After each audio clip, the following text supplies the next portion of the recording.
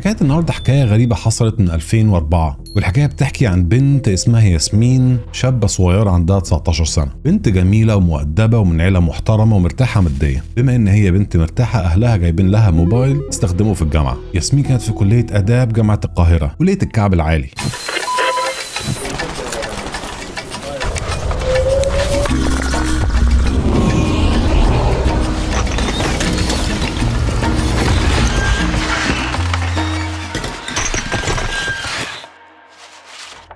زي اي بنت في سنها، ياسمين عندها احلام وطموحات كبيره عايزه تعملها في الدنيا، تروح الجامعه وتخرج مع صاحباتها وتعمل اللي هي عايزاه. يوم عادي زي اي يوم، ياسمين صحيت الصبح، فطرت وسلمت على باباها ومامتها واخدت الموبايل بتاعها وراحت على الجامعه. للاسف ما كانش حد يعرف ان اليوم ده اخر يوم اهلها هيشوفوا ياسمين فيه. اليوم ده ياسمين ما رجعتش البيت، واهلها فضلوا يقلقوا جدا لحد ما الساعه وصلت 12 منتصف الليل، وحاولوا يكلموها على التليفون كتير، ولكن الموبايل بتاعها كان مقفول. البنت عمرها ما اتاخرت قبل كده، ولو البنت اتاخرت كانت بتقول لاهلها رايحه فين. الاب والام بداوا يكلموا اصحابها وزمايلها في الجامعه عشان يعرفوا هي فين، او اي حد يعرف اي معلومه عنها، ولكن الكل قالوا لاهلها ما حدش شافها اول ما خرجت من الجامعه. بعد تقريبا 12 منتصف الليل اهلها ما قدروش يستنوا اكتر من كده، وفورا كلموا الشرطه. تاني يوم الدنيا اتقلبت في الكليه، واصحابها بداوا يدوروا عليها، وزمايلها يدوروا في كل حته، والاهل نفسهم بداوا يدوروا في المستشفيات واقسام الشرطه، ولكن ياسمين الارض اتشقت وبلعتها وملهاش اي اثر. الشرطه فورا بدات تحقيق رسمي لاختفاء ياسمين،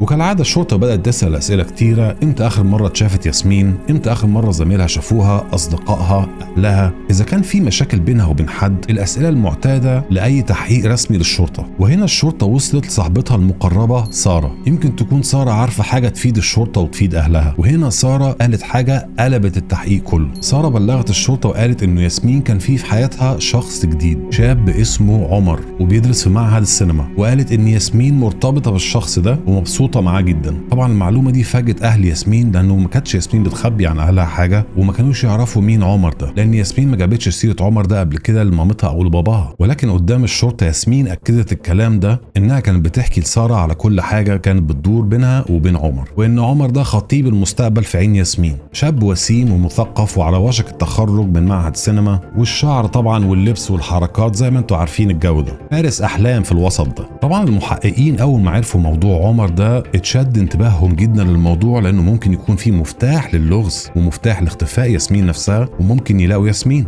الشرطه فعلا بدات تتحرك لموضوع عمر، وحاولوا ان هم يلاقوا الشاب المجهول ده بتاع معهد السينما. ولما راحوا معهد السينما سالوا عن شاب بالمواصفات دي اسمه عمر، وبعد تدوير طويل فعلا وصلوا لشاب اسمه عمر بالمواصفات دي في معهد السينما. مسكوا عمر وسالوه انت تعرف ياسمين من كليه الاداب؟ بقالكوا قد ايه في علاقه؟ كنتوا بتتكلموا وتقولوا ايه في التليفون؟ فين ياسمين؟ كل اللي عمر عارف يعمله انه في علامات استفهام في وشه ومش عارف يرد يقول ايه. وبعد الضغط من الشرطه من المستجوبين ومن الضباط، عمر رد بجمله وقال انا ما اعرفش مين ياسمين دي اصلا. طبعا الضباط والمحققين افتكروا ان هو بيمثل وبيحاول يخبي حاجه، لان ده الاسم والمواصفات اللي ياسمين وساره واهلها بيتكلموا عنه. ازاي بقى عمر نفسه ما يعرفش حاجه عن ياسمين؟ طبعا حفظوه في قسم الشرطه وهاتك كتحقيق، وكلنا عارفين طبعا قد ايه التحقيق في قسم الشرطه المصري جميل. عمر بعد فترة من التحقيق فعلا اكتشفوا ان هو كلامه صح وما كانش بيخبي، وفعلا عمر ما يعرفش مين ياسمين. ورجال الشرطة نفسهم المحققين اكدوا ان هو فعلا كلامه حقيقي. طب ايه الحكاية دي؟ الراجل لقى نفسه في قسم الشرطة مصدوم ومش فاهم اي حاجة بتحصل، وبيسألوه عن واحدة حبيبته المزعومة. انا لو مكانه ممكن افتكر نفسي في مقلب او بيهزروا، ولكن الوضع ما كانش يستحمل الهزار ابدا. هنا الشرطة فهموا انه في حاجة غلط، في معلومة ناقصة، وفي لينك ناقص هو اللي قادر يوصل اللغز ده عشان يفهمه، وان في حد بدأ يتلاعب بياسمين ويفهمها حاجات وهمية ملهاش اي اصل من الصحة. بالعربي كده عمر اللي ياسمين حبته ده طلع اي كلام. ده معناه ان الصدمة المرعبة انه ياسمين كل الفترة اللي كانت على علاقة بيها براجل معين او شاب معين كانت فاكرة انه اسمه عمر، يعني في حد بيخدع ياسمين. والبنت المسكينة كانت عايشة في وهم حد رسمه لها عشان يخدعها. بس يا ترى مين اللي عايز يعمل العملة دي عشان يضحك على بنت زي دي وعايز من وراها مصدرها ايه وايه اسبابه. اضطروا المحققين والضباط ان هم يرجعوا للبنت الاساسيه اللي خدوا منها المعلومات وهي ساره، وسالوا ساره اذا كان في اي حاجه مخبيها او اي حاجه تعرفها تقدر تساعدهم في التحقيق. ساره بعد تفكير طويل رجعت كلامها وقالت يمكن يكون محمد المصري. ده اسم تاني طلع في وسط التحقيقات قلب الدنيا. وايه محمد المصري؟ ده ممثل في فيلم اكيد. لما سالوا ساره مين محمد المصري قالت ساره انه ده شاب كان بيتردد على الكليه عشان يزورها من فتره للتانيه، وان هو كان بيجي بس عشان يزورها قدام الكليه ويقعد معاهم بعد المحاضرات وخلاص. محمد المصري ما كانش شاب معاهم في الجامعه ولا حاجه. محمد المصري كان شاب فاشل اكبر منهم شويه، تقريبا 22 سنه، وبقاله طول الوقت ده بيعيد ثانويه عامه وناوي يدخل موسوعه جينيس للرسوب المستمر. انا بقالي 112 سنه في ثالثه اعدادي. المعروف عنه انه لا كان ليه شغله ولا مشغله، وكان على طول مش مفهوم له اي مستقبل، وباين عليه الاحباط والادمان. وساره كانت بتعامله كصديق او جار مش اكتر. واكدت ساره انه محمد ده كان معجب بيها في الاول بس، ولكن بعد كده بقوا اصدقاء فقط. ساره قالت انه محمد كان مستنيها في يوم من الايام كالعاده قدام الجامعه، ومحمد ساعتها لمح ياسمين وهي خارجه من الجامعه. ومن اللحظه دي ساره قالت انه محمد اتغير جدا، وكل نظراته وتصرفاته في الفتره الاخيره. للاسف في اللحظات اللي زي كده لما يكون شاب فاشل في مستقبله ولسه بيبدا حياته وعنده 22 سنه ويشوف قدامه ناس ناجحين وشباب ناجحين وبنت ناس جدا وناجحه وماديا مرتاحه وفوق ده كله اموره جدا ووشها جميل، وبطبيعه الحال التصرفات الذكيه بتحصل بتكون وراها حقد، كراهيه وغيره ويمكن غل. وزي ما انا قلت خد بالك في 2004 لما يكون في حد معاه موبايل في الوقت ده يا اما يكون تاجر يا اما ابن تاجر او ممكن يكون ماسك ريموت كنترول. ياسمين كانت لقطة بمعنى الكلمة، ومحمد لما شاف ياسمين انبهر بيها وبجمالها وبأدبها وبشكلها المرتاح زي ما قلت، والبنت خطفت عقله من أول نظرة. ومن أول اليوم ده محمد بيحاول يتقرب من شلة ياسمين وسارة، وعينه طول الوقت على ياسمين ما بيشيلهاش. العاشق بقى الولهان اللي قلبه دق في ثواني. بس محمد كان عارف كويس قوي إن هو في حتة وياسمين في حتة تانية خالص، إن هي بنت غنية متعلمة وبنت ناس سمعتها حلوة، وهو شاب فاشل دراسيا ومحدش يعرف المستقبل وهو نفسه مش عارف هو عايز ايه من الدنيا. محمد بعد ما استوعب الموضوع وبدل ما يرمي الموضوع وينساه قرر ان هو يعمل خطة شيطانية، وهي انتحال شخصية فارس الاحلام. وقال ان انا بما ان شخصيتي مش هتعجبها وحياتي مش هتعجبها انتحل شخصية شخص تاني يكون على مزاجها وفي خيالها. اختار لنفسه اسم عمر، وقال ان هو هيبقى في معهد السينما اسم اخراج. شاب مثقف وفنان واعد، زي ما تقول كده اللاوعي عنده بيحاول يطلع الشيء المفقود، وبدأ يرسم البطل الرومانسي.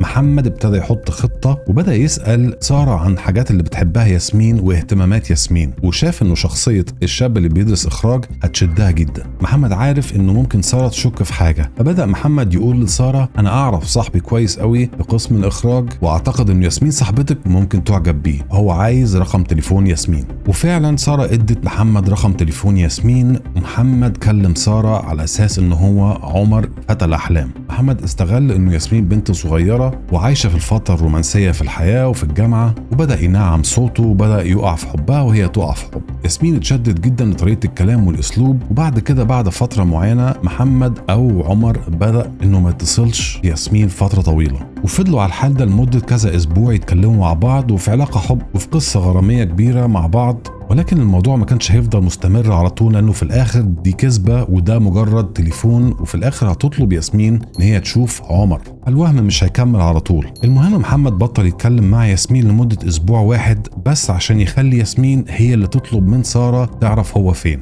وفعلا لما محمد جه على اساس ان هو محمد عشان يزور سارة في الجامعة، سارة طلبت من محمد بناء على طلب ياسمين ان هي تعرف هو ليه عمر بطل يكلم ياسمين. محمد قال لسارة ان عمر للاسف اتعرض لحادثة وانه رجليه مكسورة ومش قادر حتى يرد على التليفونات. بعد كده محمد قال لسارة انا ما عنديش مشكلة ان انا اساعد ياسمين ان هي تيجي تشوف عمر وهو رجليه مكسورة في البيت. وهو للأسف عمر قاعد معايا أنا في البيت لحد ما رجليه تخف. لما سارة بلغت ياسمين ما كانش عندها مانع إن هي تزور عمر، ولكن تزوره في مكان عام. فكان محمد المفروض إن هو يروح ينزل عمر من الشقة عشان يشوف ياسمين. وللأسف جه اليوم المنتظر أو اليوم المشؤوم. ياسمين صحت الصبح من بدري، جهزت نفسها وراحت الكلية عشان تخلص محاضراتها وتخلص أصحابها عشان تطلع بعد كده تشوف عمر. بعد ياسمين ما خلصت الكلية بتاعتها قابلت محمد محمد قال لها ان احنا هنروح نجيب عمر وهطلع فوق انزله عشان تقدري تشوفيه. محمد كان وقتها عنده قلق شديد، كان خايف جدا انه ياسمين لما يواجهها بالحقيقه ترفضه، وكان مرعوب ومش عارف يتصرف ازاي، ولكنه كان مستمر في الخطه وما كانش هيتراجع عنها. بعد ما محمد وياسمين وصلوا عند المكان والبيت اللي مفروض ان عمر فيه فوق، محمد قال لياسمين انا مش هقدر انزل عمر لوحدي وهحتاج مساعدتك ان انت تنزلي معايا عمر من الشقه. طبعا ياسمين قلقت شويه لان هي مش عايزه تطلع عند ناس اغراب